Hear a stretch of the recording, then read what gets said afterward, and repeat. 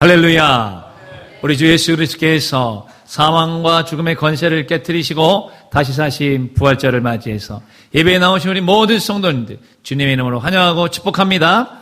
오늘 특별히 옆 사람에게 먼저 인사하겠습니다. 예수님이 부활하셨습니다. 네, 맞습니다. 부활하신 주님이 오늘 이 자리에도 함께하고 계시는 줄로 믿으시길 간절히 바랍니다. 영국의 기자였던 프랭크 모리슨이라고 하는 사람이 철저히 무신론자였었습니다. 근데 그가 아주 철저한 신자가 되었습니다. 왜 그랬을까요? 그는 예수님의 공생애를 아주 연구해 봤습니다. 3년 동안의 공생애를 성경을 통해서 보니까 허무맹랑하다 이것이었습니다. 그런데 가장 중요한, 기독교의 가장 중요한 것은 예수님의 십자가의 죽음과 부활이었습니다. 예수님이 순환당하는 그 7일 동안의 행적을 낱낱이 조사하고 또 조사를 해봤더니만 그는 부활을 믿지 않을 수가 없게 되었다는 것입니다. 그래서 그가 예수님의 부활이 확실한 7가지의 증거다라고 하면서 7가지를 얘기하는데 그 첫 번째가 바로 유대인들이 그렇게 목숨처럼 지켰던 안식일을 버리고 어떻게 부활한 날을 기점으로 해서 주일날 예배를 드렸을까? 유대인들에게 있어서 안식일은 자기의 목숨과도 안 바꾸는 것이었습니다.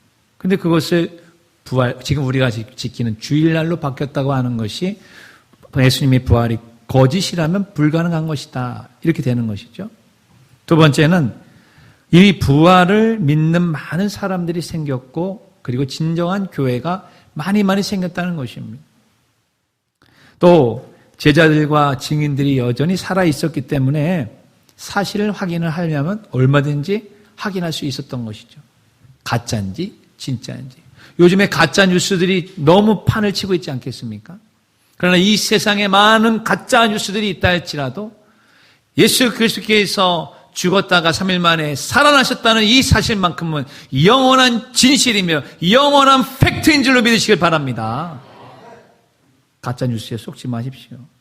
네 번째는 10대를 이어져 내려오던 그 로마의 핍박에도 기독교가 꿋꿋하게 살아남았다는 것이.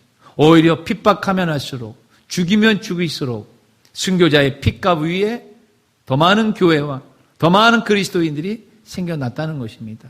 예수님의 부활이 가짜였다면 가짜를 믿고 그렇게 죽어갈까요? 그거는 불가능하다는 것이죠. 또 예수님의 무덤은 어디에도 없다는 것입니다. 지금도 없습니다. 그러나 많은 종교의 창시자들의 무덤은 지금도 있어서 그곳에 가서 우리가 여러분 사진도 찍지 않습니까? 예수님의 무덤은 없다는 것이. 여섯 번째는 부활하신 예수님을 실제로 한두 명이 본 것이 아니라 수백 명이 보았다는 것입니다. 그리고 예수님은 사도행전 1장에 보면 그 제자들과 함께 40일 동안 함께 같이 사시면서 하나님의 나라를 가르쳐 주셨다고 기록하고 있는 것입니다. 마지막 7번째는 부활이 거짓이라면 그 수많은 순교자들은 도대체가 무엇인가? 예수님의 11제자들은 다 순교했습니다.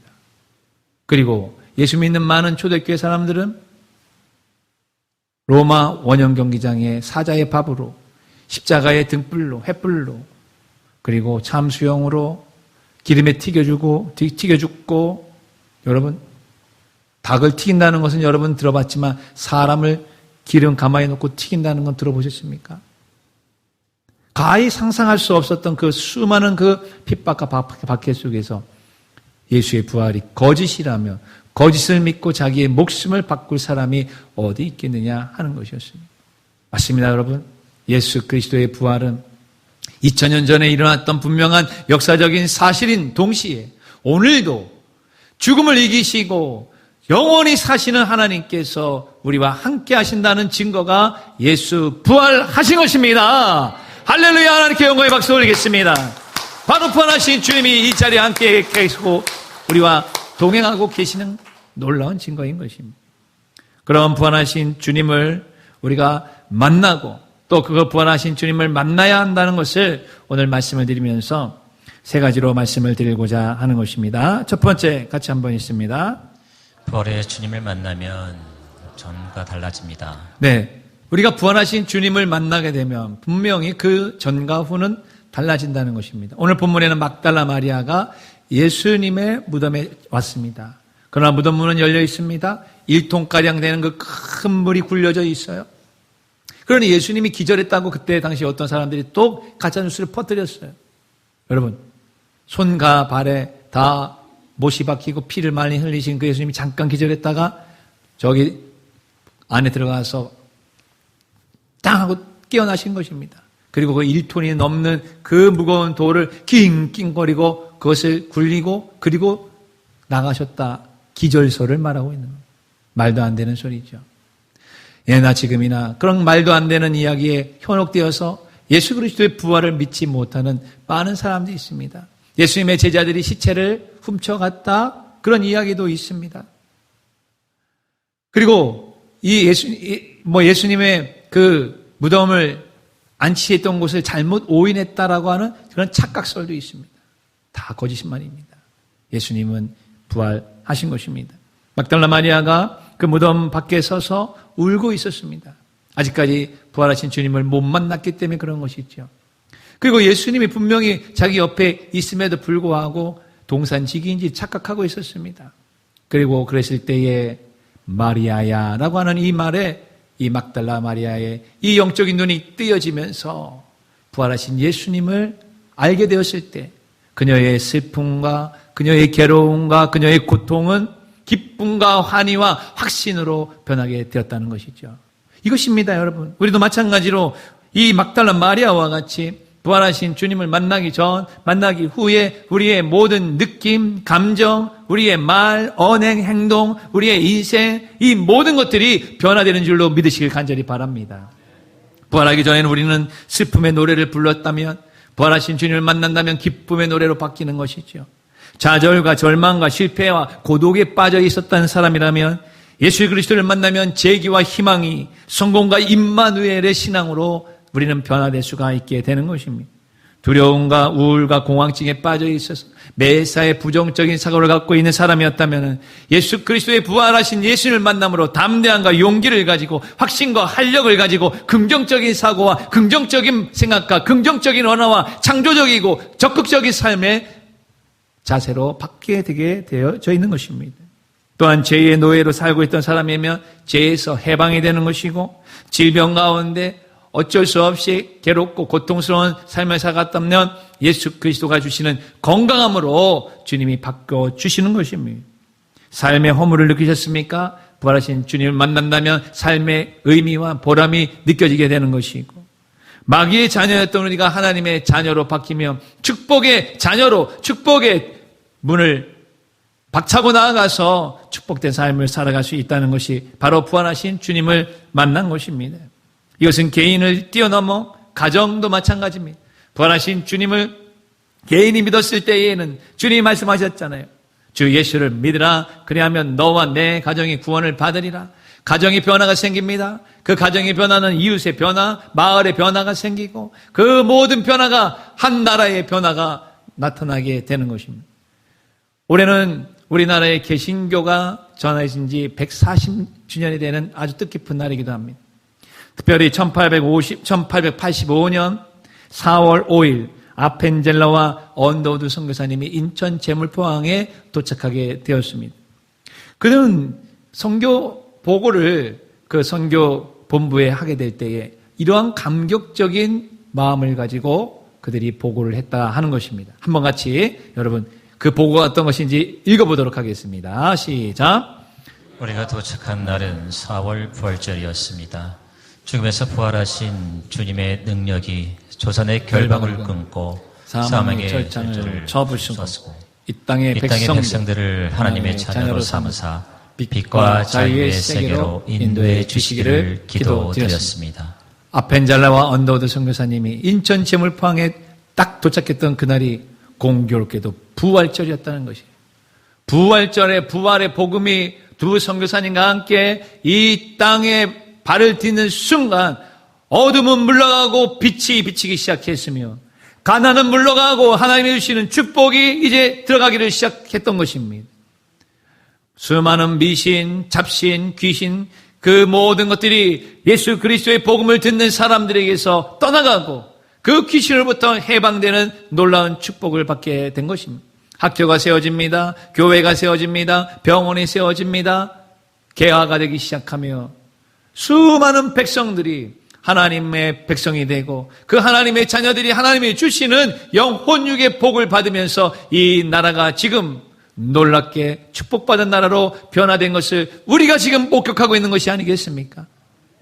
이 대한민국 가장 가난했던 나라, 원조를 받아야만 살았던 나라, 전쟁통에서 6.25 전쟁 이후에 가장 꼴찌박지로 제일 가난했던 그 나라가 지금 OECD 국가가 되고 선진국에 대해서 원조해주는 나라로 바뀌어야 됐고 선교를 받았던 그런 나라가 이제는 전 세계에 이익이 되는 선교 대국으로 성장하게 되었던 것은 바로 부활의 복음이 이 땅에 전해졌기 때문이라는 사실, 그 외에 무엇이 있겠습니까?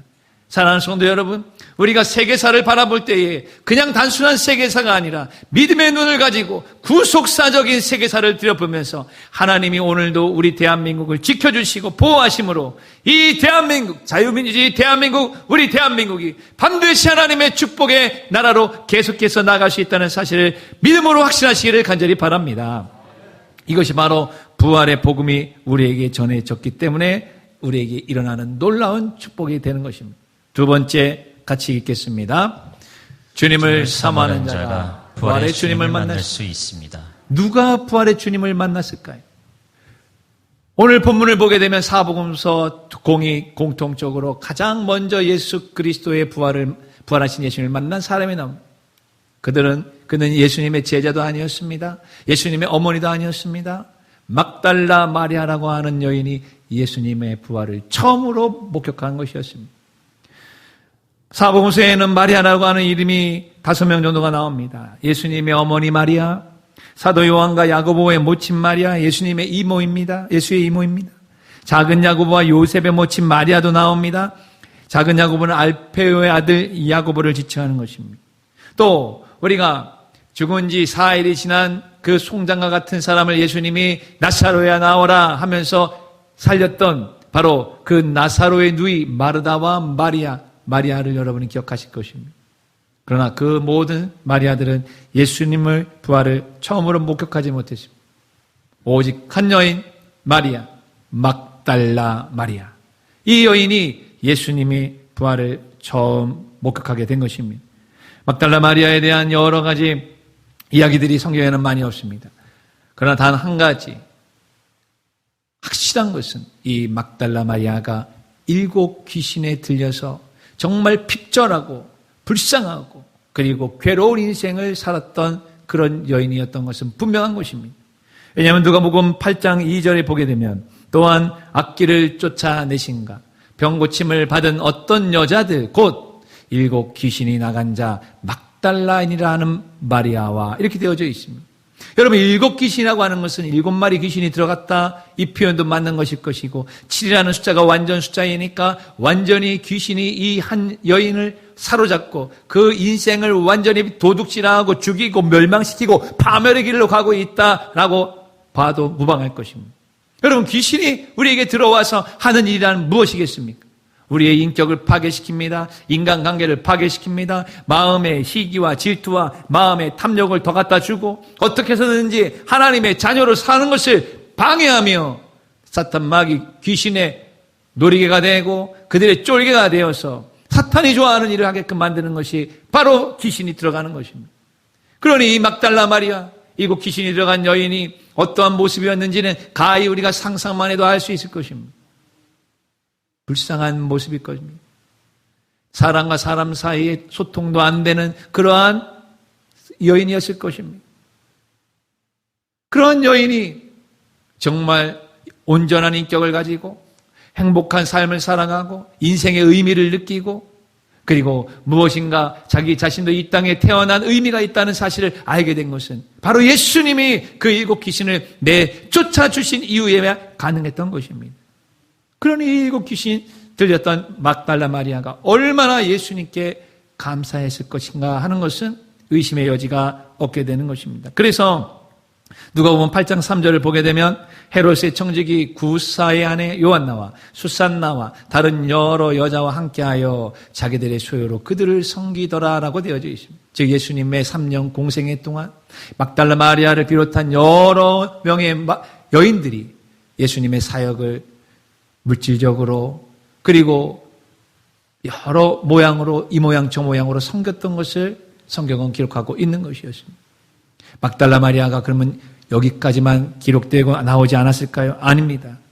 예수님이 십자가의 고난의 길을 갈 때 같이 따라가고 예수님이 십자가에 달린 그 십자가 그 장소에도 막달라 마리아는 또 같이 있었습니다. 마가복음 15장 40절을 한번 같이 읽겠습니다. 멀리서 바라보는 여자들도 있었는데 그 중에 막달라 마리아와 또 작은 야고보와 요새의 어머니 마리아와 또 살로메가 있었으니 예수님이 십자가에 달려 돌아가신 그 현장에 멀리서 바라보고 있었던 여자들 가운데 첫 번째가 막달라 마리아의 이름이 또 나오고 있는 것입니다. 가장 예수님이 힘들어하는 그 장소, 그 시간에 막달라 마리아는 같이 있었습니다. 제자들도 없었습니다.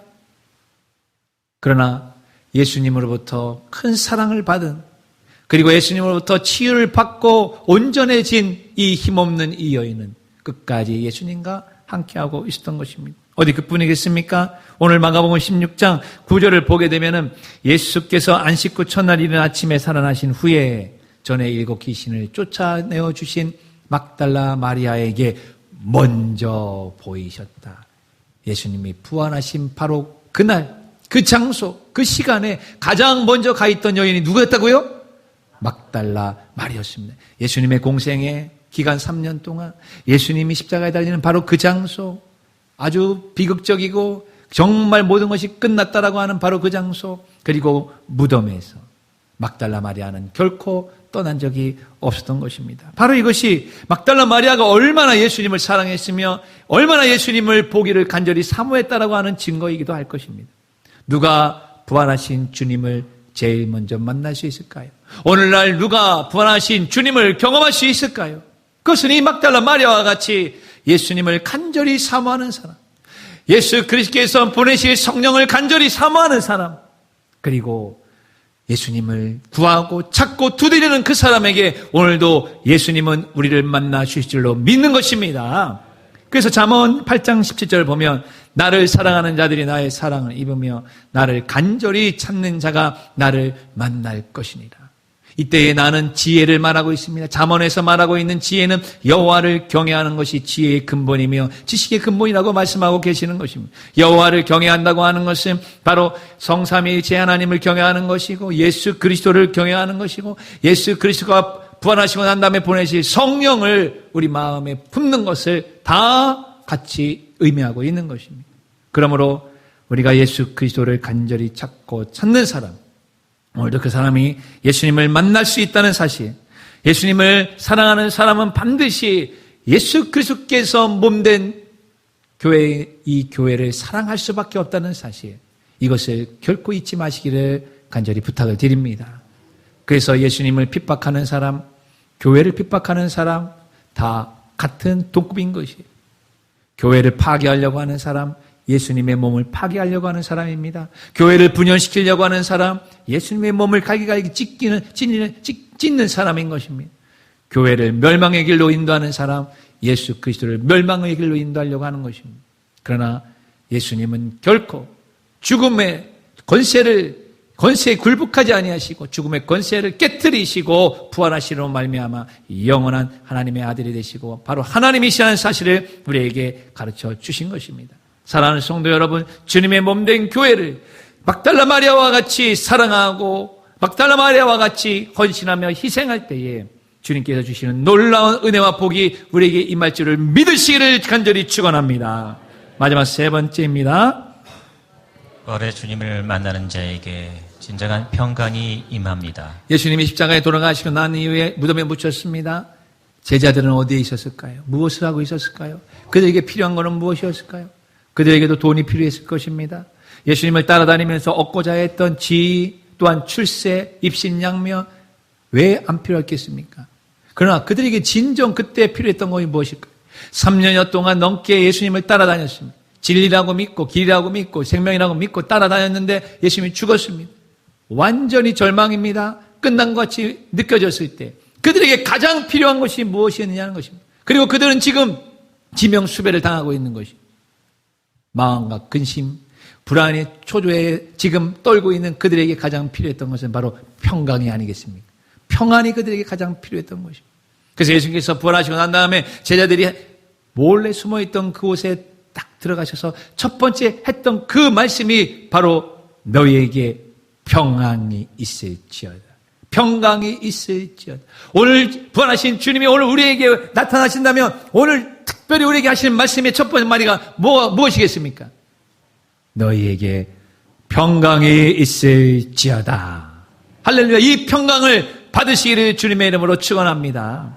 누가 이 평강을 받을 수 있을까요? 이 평강을 받을 수 있는 것은 바로 예수 그리스도 부활하신 주님을 만날 때만 가질 수가 있게 되는 것입니다. 제자들 생각해 보십시오. 부활하신 주님이 자신의 앞에 딱 나타나실 때 그동안 그들을 3일 동안 그들을 누르고 있었던 의심, 근심, 불안, 공포 이 모든 것들이 싹 사라졌습니다. 예수님이 참이시구나. 예수님이 진리시구나. 이분이 하나님이시구나. 라고 하는 이 믿음의 확신, 구원의 확신, 예수님을 따라왔던 지난 날들에 대한 절대로 후회 없는 강력한 확신이 들 때에 마음의 평강이 확 들어오게 되었던 것입니다. 여러분이 믿고 있는 예수 그리스도의 그 믿음을 결코 헛되다고 결코 의심하지 마시기를 간절히 부탁합니다. 믿음의 주요 온전케 하신 예수를 끝까지 붙잡고 그리고 온전히 주님만 바라보고 나아가는 우리 모두가 되시길 간절히 바랍니다. 이러한 마음의 평강, 이러한 믿음의 확신을 빼앗는 5가지의 적이 있습니다. 그것은 첫 번째, 탐욕이 우리를 빼앗아갑니다. 탐욕, 지나친 소욕이 우리의 마음의 평강을 빼앗아가는 것은 여러분도 경험해 본 적이 있을 것입니다. 두 번째는 성취욕입니다. 너무나도 높이 올라가고 남보다 빨리 가려고 하고 남보다 더 많이 가지려고 하는 성취욕. 이것은 우리에게 약육 강식과 같은 그리고 아주 첨예한 대립과 갈등을 일으킬 수밖에 없는 성취욕을 우리에게 주는 것이죠. 성취욕이 강하고 강한 사람은 그 마음의 평강을 빼앗길 수밖에 없는 것입니다. 또한 질투심과 시기가 있으면 마음의 평강은 사라지게 되어져 있습니다. 남이 잘 되는 꼴을 못 봅니다. 나보다 높이 올라가는 걸 못 봅니다. 나보다 더 잘하는 것을 못 봅니다. 내가 언제 항상 위에 있어야 됩니다. 그러니 마음의 평강이 사라지게 되는 것입니다. 네 번째는 분노입니다.